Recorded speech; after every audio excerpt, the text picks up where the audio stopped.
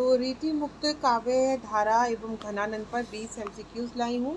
ये दिसंबर 2026 की परीक्षा में बच्चों पूछे गए हैं। उसी के आधार पर टॉपिक को आपके दिमाग में बैठाने के लिए मैंने ये आपके लिए क्वेश्चंस बनाए हैं। देखिए, रीति मुक्त काव्य धारा एवं घनानंद। पहला क्वेश्चन, रीति मुक्त काव्य धारा का प्रमुख आधार क्या है? तो इसका आंसर है सी यानी कि स्वानुभूति। क्या है? रीति मुक्त का क्या है? ना तो अलंकार है, ना नायिका भेद है, ना छंद है। ठीक है, ये रीतिकालीन काव्य धारा का आधार तो है, लेकिन यहाँ पूछा गया है रीति मुक्त, तो इसका आंसर आपका हो जाएगा स्वानुभूति।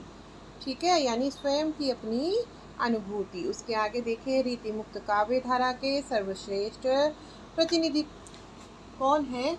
तो देखिए, घनानंद जी। कौन है? हमारे घनानंद जी। ठीक है, उसके बाद में घनानंद के काव्य में कौन सा पक्ष सर्वाधिक प्रभावशाली है? तो ये है हमारा वियोग। ठीक है, घनानंद ने किस भाषा में काव्य रचना की है? तो ब्रज भाषा में की है। अति सूधो स्नेह को मारग है। अति सूधो स्नेह को मारग है किस कवि की प्रसिद्ध पंक्ति है? घनानंद की। ये मैंने 2 बार इसलिए रिपीट किया, ये आपको कोट करके आनी है जब घनानंद के बारे में, रीति मुक्त के बारे में आप लिखेंगे। रीति मुक्त काव्य में किसकी प्रधानता होती है? तो देखिए, भावों की। ठीक है, रीति ग्रंथ या अलंकार या छंद ये सब नहीं आएगा, इसमें आंसर हो जाएगा आपका भाव।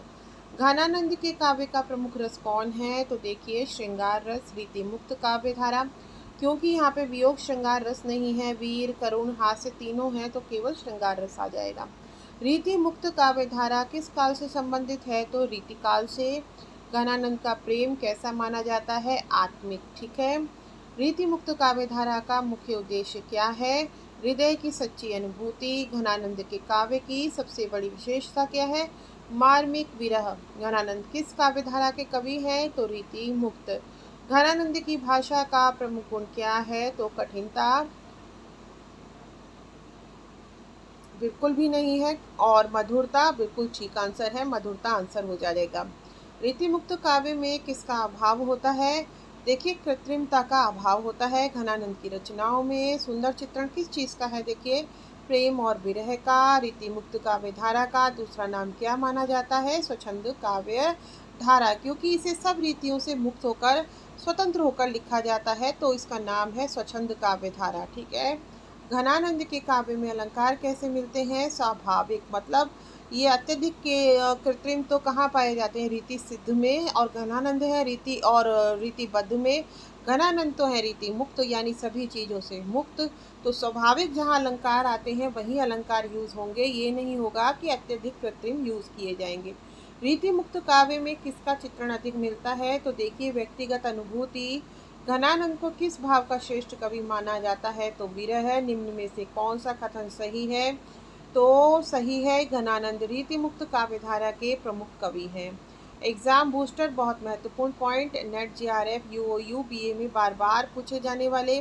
रीति मुक्त काव्य धारा को क्या बोलते हैं? स्वच्छंद काव्य धारा भी बोलते हैं। क्या बोलते हैं रीति मुक्त काव्य धारा को? स्वच्छंद काव्य धारा बोलते हैं। प्रतिनिधि कवि है घनानंद। मुख्य रस है वियोग श्रृंगार। भाषा है ब्रज भाषा। प्रमुख पंक्ति है अति सूधो स्नेह को मारग है। ठीक है, अति सूधो स्नेह को मारग है। अब अगला क्वेश्चन मैं आपको अगले वीडियो में कराऊंगी आचार्य रामचंद्र शुक्ल द्वारा।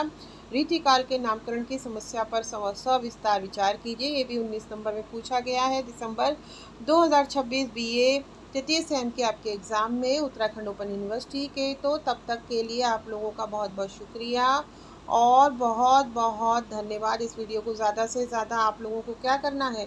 इस वीडियो को ज़्यादा से ज़्यादा आप लोगों को शेयर भी करना है, और लाइक सब्सक्राइब तो करना ही करना है, और कमेंट भी करने हैं, जिससे वीडियो की रीच बढ़े, ज़्यादा से ज़्यादा बच्चों तक मेरा वीडियो पहुँचे।